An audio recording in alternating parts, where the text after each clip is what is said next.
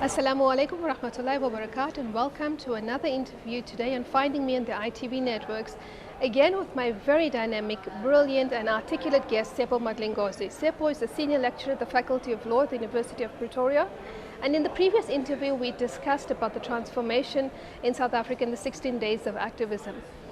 But towards the end, Tshepo asserted the need to delink from Western modernity and to affirm our humanity, and to affirm it, but not to demand of it from basically the white settlers. And I want to take these questions a little further with Tshepo, but before I do that, I want to quote something that he wrote in one of his papers, and it goes as this: Sergei, I have been trying to tell you that our wars were not merely to replace a white face with a black one, but to change a system which exploits us, to replace it with one which will give us a share in the wealth of this country. What we need is another war of freedom. So with that, I'd like to say again, thank you for being here and giving me this time, Tshepo. Thank you. And coming back to this quote, yes, and what we concluded on in the last interview, where you said it was necessary to delink from Western modernity.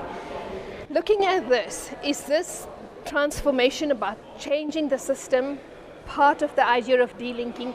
And then how do you delink? The question, I mean, if somebody's sitting there and watching this, say, okay, you're saying that, but how do you do it? Yeah. So, I mean, let's go back. I mean, the quote is a quote from a book called We Shall Sing for Our Homeland by Zeksim Da. And I like the last part. We need another war of freedom, right? Why do we need another war of freedom? Because Western modernity is still a modernity that we are living under today in South Africa. A modernity that says that if you're not European or if you're not white, you are less of a human being. Unless you try to be like a European, unless you try to be like a white person. You will know that Western modernity started in the 16th century when Europe expanded after the expulsion of the Moors in Southern Europe, right? So right from the beginning, Western modernity has always been violent, right? So when Descartes says, I think, therefore I am, and this becomes a way of imposing Eurocentrism in the rest of the world, what it's actually saying is that I conquer, therefore I am, right? Therefore it moves to Southern, what is called now Southern America, and there the Europeans come in with the idea that only they can think, therefore only they can create sovereignty. They impose this sovereignty. So Western modernity has always gone with violence, genocide, slavery, and also what Professor Mogobe calls epistemicide, which is the killing of other knowledges that are not Western knowledges. Therefore, it's a very violent modernity. It's a modernity that forces you to negate your own humanity. You will know that other people who always had their own modernities. That is the idea of being modern in the world. African modernities, Islamic modernities, and so forth, right? They've always been there. So what happens with freedom? Freedom must be an occasion, an opportunity to reassert your own African modernity. So that's the idea behind delinking. It's not the idea behind saying, let's be modern more, let's globalize more in Euro-American terms, but to go back to your modernity. You will know that even though there was epistemicide, even though there was cultural violence, not everything was destroyed, right? So a liberation leader called Amilcar Cabral talks about the need to return to the source. What does it mean to return to the source? It means going back to those cultures, traditions that were never destroyed. In South Africa, it means going back to the knowledges that are still contained with our philosophers who are in the villages, who are in places that were not forcibly inserted in Western modernity, so-called the uneducated people. And so delinking, that's what it means. It means not rejecting Western modernity, but assimilating Western modernity technology in your own terms, right? Therefore, this differs a little bit to the process of post-coloniality as an intellectual process, right? Decoloniality is about moving away from this modernity that forces you to negate yourself and assimilate into it. Post-coloniality is an intellectual moment or movement that says the subaltern can also think. Therefore, take our history seriously. Therefore, take our knowledge seriously. But it's not challenging this particular structure. It's not challenging that particular issue. That's why most of the philosophers of post-coloniality are based in the United States of America. Homi Bhabha, Spivak, and Edward Said, who was one of the founding fathers of this, right? So decoloniality is about challenging Western modernity and saying we don't need a universal kind of knowledge, which is Eurocentrism. We need pluriversal, meaning different universalities, different ways of being in the world. And that can only happen if you delink from this Western modernity and asserting your own cultures, your own traditions, and your own religions. Okay, so now I understand everything that you said, and I want to bring it to a very practical example. First, I want to refer to your article which you wrote about racism in the Faculty of Law, and you strongly advocated for transformation in the Faculty of Law. But before we come to this particular question, so to pick up on what you said, people will say, okay, so you're advocating this whole notion of going back to your roots and bringing forth that tradition, that culture, but they'll tell you, well, firstly, it did not exist. It doesn't exist. It doesn't exist, so that, for example, there was never such a tradition or such knowledges. And secondly, even if there was, there aren't qualified or educated people who can now bring this to the fore so that you can start to learn from it. For example, what the challenges that you face is that there aren't enough black academics to teach in the university, or there aren't qualified or capable black academics to teach in the universities. So how do you respond to these kind of very, very stereotypical answers that are passed in the mainstream in order to keep justifying the promotion of a Western modernity? No, absolutely. I mean, they're not just stereotypes. They're very violent, kind of processes. It's an ongoing process of denying Africans' history, as if the history of South Africa only starts in 1652. When we know that, even when you follow Western modernity or Western science, they will tell you that there was places like Mapumbukwe, right? That shows that there has been civilization, our own civilization in Africa. You go to the great ruins in Zimbabwe. You go to different places of Africa. There were always civilizations in Mali, in Timbuktu. Yeah. There were always civilizations. Therefore, that can be rebutted very quickly to say we always had our own civilization. Is it uneducated? Of course, it's uneducated in Western terms.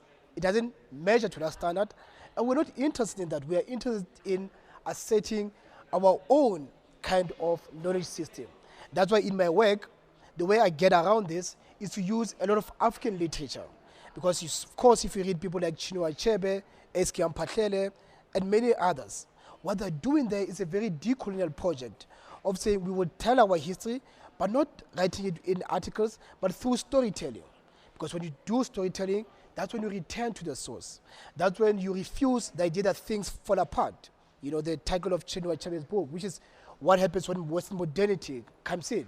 Things fall apart. So how do you put things together? Is through storytelling. So we can go back to our knowledges. They never died. I mean, every day when we pray in our own gods. We don't use the idea of the Western God or Christianity, right? So the idea that those things did not exist, they did exist, they continue to exist. Even during apartheid, they continue to evolve. So they are there. And I suppose one of the most prominent examples is the praise singer or the oral traditions, isn't it? That's right. So that's why, one of the first things that one of the people that I like, S.K. Mphahlele, did when he came back to South Africa was to go back to the villages and record oral poetry. Because it is in poetry that you get history, that you get the idea of harmonizing the living dead, so-called ancestors, and also the unborn, right? You get this in oral poetry. Therefore, these things are still there, and we just need to reassert them But it doesn't mean it's a rejection of Western modernity. It's the idea that Western modernity in most parts of Africa has been there for less than 100 years, less than 50 years in some places, really. So it's a short history. You can't think that short history should overwhelm everything. Now the trick part of the dilemma is at a university institution, because universities from the beginning were produced to perpetuate Western modernity, to perpetuate the idea that only white people can think, right?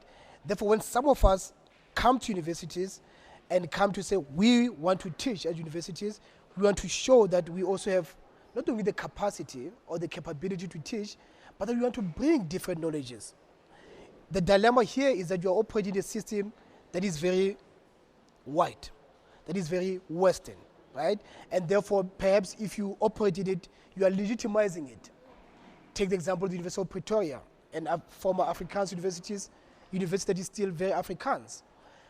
But we can't leave these spaces. These places are public institutions. They're not owned by white people. They're public institutions. There are a lot of black students here. You have a responsibility to them. You cannot abandon them. But it's about what we teach. That's why if you look at the kind of curriculum that I teach in my class, it talks about how the Constitution is ongoing colonialism. It talks about how social movements are still oppressed, or the poor are still oppressed by the law. So you bring a different knowledge set to these students. Right? So it's about bringing critical thought to the classroom. Absolutely, absolutely. But also it's about delinking within the university. And how do I do that? I do that in multiple ways. So about 8 years ago, a student and I set up something called Tshepo's Legal Shibin, right? Shibin, which the idea being, it's not a place for, funny things, but it's the idea that during apartheid, Shibins were spaces where black people could do political discussions without being noticed. So we are saying we'll do the same at the university. We'll subvert the university by using these spaces to push our own agenda. So the idea of seceding within the university is the idea of bringing also, delinking is about bringing in decolonial scholars from other places, not in a classroom setting, but for them to give seminars, for them to be part of our reading groups. I've got a reading group on decoloniality. So, the past 2 months we brought someone like Professor Louis Gordon, who I know, your viewers will be familiar with. So this idea of also delinking within the university, refusing the neoliberal agenda of the university, refusing the racism within the university by challenging it, but also by setting up other forums within the university. Okay, but we have to go to the break. When we come back, we'll talk further. See you after the break.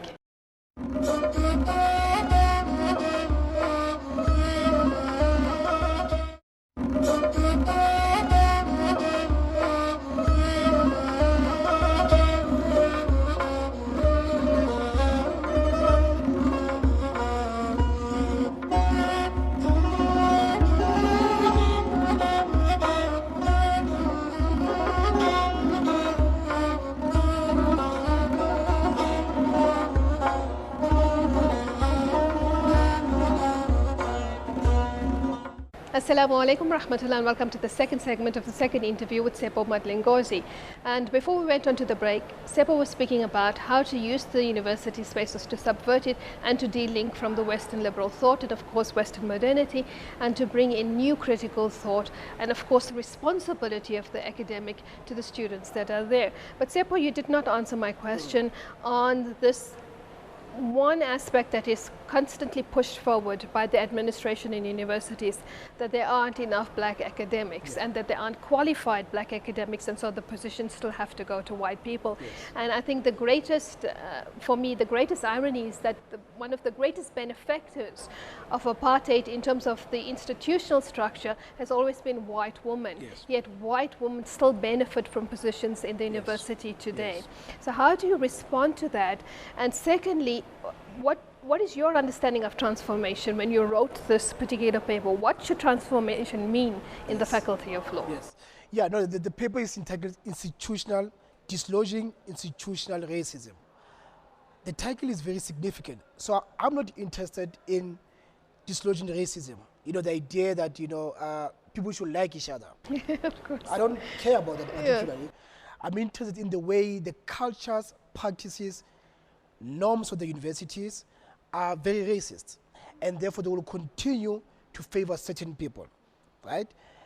Then you ask about the idea that, you know, the notion that there are not enough qualified black academics. There are a lot of qualified black academics. Some of the students that I teach are the most brilliant students, but they refuse to become academics. They refuse to become academics because they've seen that the university, institutionally, is a place that is not a home for them. It's not a place where they feel comfortable, so they don't want to be part of that. Therefore, the university, deliberately or inadvertently, produce a sense of not attracting, you know, a lot of black academics. Therefore, you always sit with this problem. So the first thing that the university needs to do is not to concern itself with who's qualified and who's not qualified, is to dislodge this atmosphere that makes black people feel they're not home. You also see cases where some black academics will come, they will teach for 2 or 3 years, and then they will leave because they don't feel at home here. So the notion of institutional racism becomes reinforced because the university itself expels people, quote unquote, and therefore it claims that there are not enough people also, right? So the university needs to change. They would need to go to the core of changing the cultures and practices of the university. That's what transformation is about. It's about, in the first place, as I said, changing the institutional culture. That means changing the curriculum. That means changing the language policy. We still sit in a situation that is very funny, where you've got Afrikaans classes and English classes. That in 2015, you've got all white classes. In South Africa in 2015, all white classes, because they are Afrikaans classes. That cannot be in South Africa, right? Therefore, it produces this sense that African students are still privileged. They're still by themselves, and they continue doing what they used to do when they were in high school. They don't mature, they don't grow. So even pedagogically, it does not make sense to have this split language policy. So we need to change the language policy in the second place. But in the third place, we need to insert more and more of different kind of thinking, radical thinking. For example, in law, why do you have to have lecturers who studied law? You can have people who have studied political science, sociology, or philosophy as lecturers, because they will bring different knowledges, they will bring different perspectives. A multidisciplinary. And hopefully a very decolonial perspective, not just interdisciplinary and multicultural, but a curriculum that dislodges and shakes the institutions a bit. So that's what transformation means. It doesn't just mean being counting, you know, counting the number of black people, because as we know, some black people can be whiter than white, right? Therefore, it doesn't solve your problem. It doesn't simply mean putting in, you know, text by Steve Biko, by Franz Fanon. It's about pedagogically, how do you change the mindset of the students so that they become decolonial subjects. And that they're willing to be a part of this institution. Absolutely, absolutely. You know, I found that the apartheid system actually, for white people and for white academics, allowed them to grow and nurtured them through a system of privilege. But post-1994, when they saw that the law had kind of changed, the way in which they still maintained their privilege, yes, and maintained their nurturing was now shifted from privilege to self-preservation. Yes, yes, yes, and yes. So the system of self-preservation is what you speak about also in your paper when you speak of an intellectual incest, yes, when you refer to how the Broederskap keeps reinvigorating itself, and yes, it protects, nurtures, and employs whom it wants. And in this case, by the way, it nurtures and tutors and guides specific students, yes, so that it's a self-fulfilling prophecy. Yes, yes. And is this how then the racism continues from within the institution? Absolutely, absolutely. So if you see at recruiting patterns, but not recruitment from the level of lecturers, of professors, but right from the beginning with tutors, who becomes a tutor, who doesn't become a tutor, you see a certain favoritism sometimes, right? Where people choose students that they're comfortable with. And of course, people are comfortable with people who look like them, who speak like them, who don't have accents like I have, right? Who've got different accents. So the system reproduces itself in that way. That's why I'm calling it an intellectual incest, right? So these students who's taught as a tutor will become a professor and will continue the same process. That's why today we see that if you look at the statistics, in terms of knowledge production in the legal sector, black people only produce 6.3% of knowledge in the legal sector, right, compared to white people. That cannot be in 2015. But also you see this in, some students called black excellence. I don't like that notion. But they came up with this notion to say we should celebrate the fact that black people are very good. They are brilliant black lecturers, but they're not celebrated. And people who are incompetent, people who are very mediocre, but just because they're white, they're presumed competent, they're presumed excellent. I think many a student would agree with that. So we see this. So we see this where, the system produces a lot of mediocre people, people who are not known overseas. You've got people who are full professors, they don't have research projects overseas, no one knows them overseas. But how do you call yourself a professor in your field if no one knows you anywhere, right? So you can see that the notion of favoritism continues, and it will continue unless we decolonize this university. So we basically have a lot of work to do, and if we are going to decolonize, where must it start? Does the command come from the Department of Higher Education because they are sponsoring or they contribute a certain amount to the budget of the university? Does it come from the university administration? And if you're saying if it comes from there, I think that's going to be near impossible because it's like trying to hit at a brick wall. Yeah. These are structures where I said have moved now from self-privilege to self-preservation. So where do you start? How do you start? So decoloniality is also about challenging the way we teach and the way we conceptualize at the university. One of the ways that Western modernity or Western education is based is with the idea that there are masters and there are students. That lecturers are masters who teach students and students don't know anything. Part of decolonizing is destroying these hierarchies and creating an atmosphere, a community where students and lecturers become a community. And that's where the change should come from. The change should come from lecturers and students working together to decolonize the university. That's why I was talking about these different forums that, I co-established. The decolonial reading group, the discussion group called Legal Shibin, and other forums, right? To create spaces where lecturers and students can say, we demand a different university. So this is a bottom-up project. Yeah, so it shouldn't come from the department. It shouldn't come from top management. It shouldn't come from the state, definitely not from the state. But I still want to stop you there, because if it's going to come from the lecturers, but the university is not hiring the black lecturers, yes, then where does this project begin then? Because in the first place, if you're not granted access to that space, because they're afraid of what you're going to bring to it, how then will you challenge this project? And that's a different project. That's a difficult project, right? That's why some of us, because we are so isolated in our faculty sometimes, we collaborate with colleagues from other places so that we have sufficient numbers, right, to try to change things, As you know, there's something called the Anti-Racist Forum at the university, which of course, departmental, cross-university collaboration to challenge this institutional racism, right? So you're quite right, the number of lecturers coming in are few, but the few that are not here should not give up. They should try to come together. They should try not to look at their individual careers. Of course, we've seen cases where some black lecturers become head of departments, and they continue this black-on-black violence as heads of departments, right? So it's very tricky to become a head of department in an untransformed university because you will continue the lack of transformation. So it has to come bottom up. So you're quite right. Yes, the state might even go and impose quotas to say, in university, we need certain number of black people, right? But that's all that the state perhaps can do. That's when people say, but if you do that, you're interfering in institutional autonomy of the university. The notion of institutional autonomy has not benefited us as black people. So we're not invested in the idea that universities must not have any interference from the state. University has been spaces of autonomy, but to push very conservative agendas. So the notion of interference is okay. And it's necessary at this point. Necessary, but not the content, because of course the state can also impose its own, narrative and agenda and ideologies, just in terms of the numbers perhaps. Okay, so in 30 seconds, because that's all we have left, what would be your parting comment or a parting thought? Well, my parting comment is, to all the students, we've seen a revolution with the students who have taught us a lot in the past few months. That revolution needs to continue. It should continue not just to be about fees, it should also be about how do we decolonize universities. And my message to lecturers is that lecturers, your position has changed. The world has changed.